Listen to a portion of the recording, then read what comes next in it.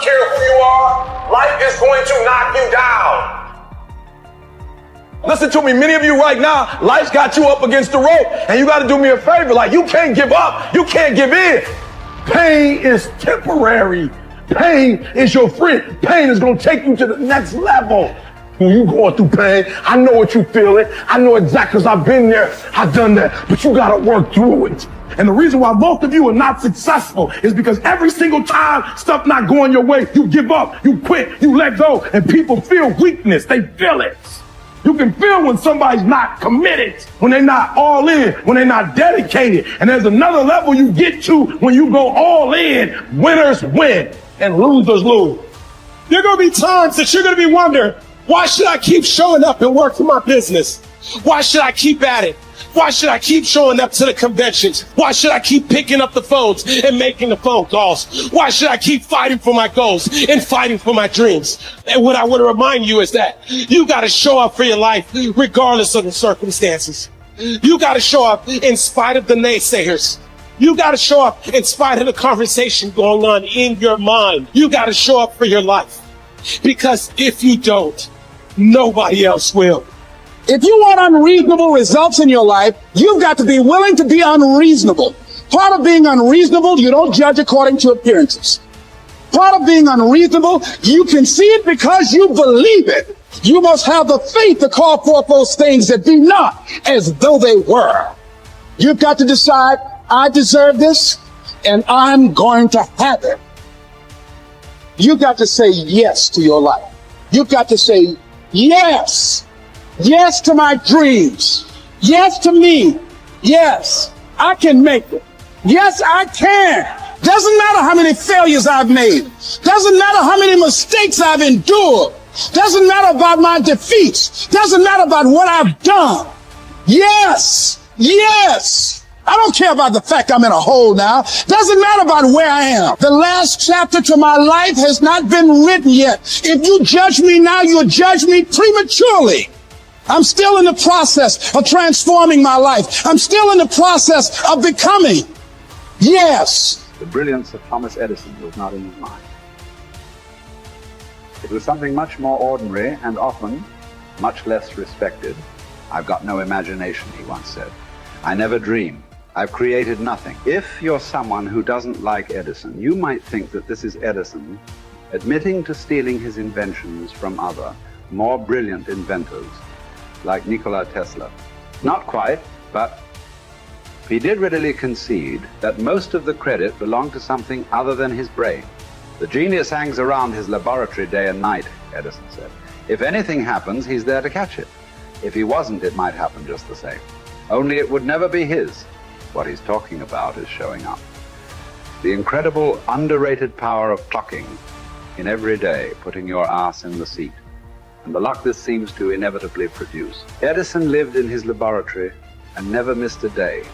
Like Gehrig, even when he was sick, when he was tired, or when visited by tragedy or disaster. The modern conveniences we can trace to his lab then owe far more to his body than his brain, to the compounding power of consistency rather than sheer release. It wasn't about inspiration. It was about getting to work, show up and try. Get on the treadmill, pick up the violin, script out some sequences, reach out to some clients, read some reports, lift a couple weights, jog 1 mile, cross one thing off the to-do list, chase down a lead. It doesn't matter what it is. All aspects of our life benefit from this circumscribed kind of discipline. Just as long as you do something every day, that is the important thing. Show up. When you're tired, when you don't have to, even if you have an excuse, even if you're busy, even if you won't get recognized for it, even if it's been kicking your ass lately, once something is done, you can build on it. Once you get started, momentum can grow. When you show up, you can get lucky. Is this still hard? Yes. But the good news is that because it's hard, most people don't do it. They don't show up. They can't even do one tiny thing a day. So yes, you're alone out there on the track in the rain. You're the only one responding on Christmas. But having the lead is, by definition, a little lonely. This is also why it's quiet in the morning. You have the opportunities all to yourself. Don't worry about setting any records. Just report for duty. No excuses. And here's the irony. This is also a way to break records. Consistency is a superpower. Day to day, willpower is incredibly rare. Lowell Gettrig was a solid position player and a good hitter. But his success really was rooted in the fact that he didn't miss many days of work. It's quite likely that had he continued at his normal pace and not been stricken with R's, that he would have put up career numbers that surpassed Babe Ruth. Gettrig wasn't just able to show up despite injuries and fatigue. He also had to push through ennui, doubt, and just plain not feeling it.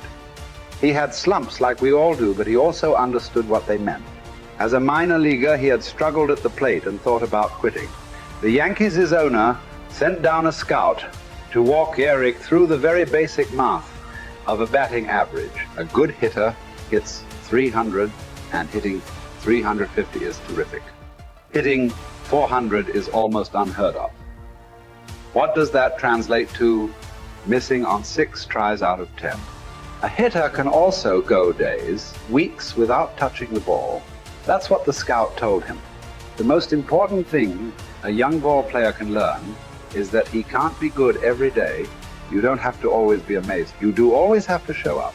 What matters is sticking around for the next at-bat. The ability to do that, coupled with the ability to endure what John Steinbeck called dawdly days while writing Easterby. Those days when everything seems out of whack, when you're just not feeling, when the distractions won't stop, is the first step to great, literally. You cannot be great without the self-discipline to do that. One thing a day adds up. Each day adds up. But the numbers are only interesting if they accumulate in large quantities. You guys that are just getting started, you're not going to start right here.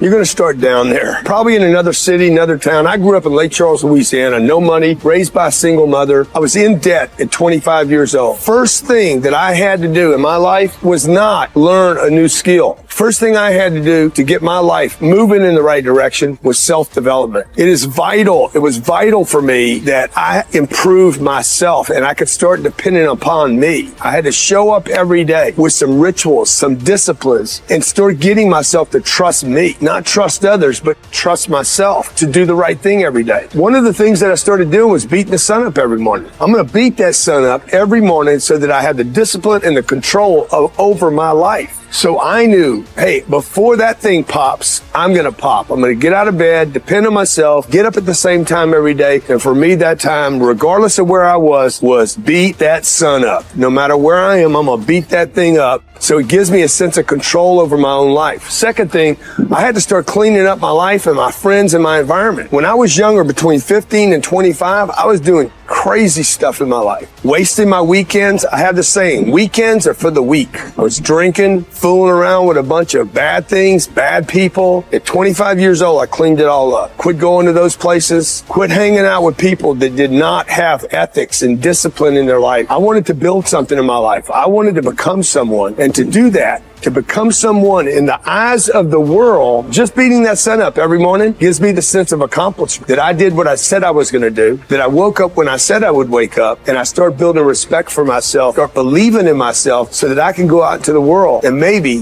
today when I go into this meeting that I'm dressed for, they'll believe in me as much as I believe in me, and that'll show up in a contract, a deal, maybe even some money.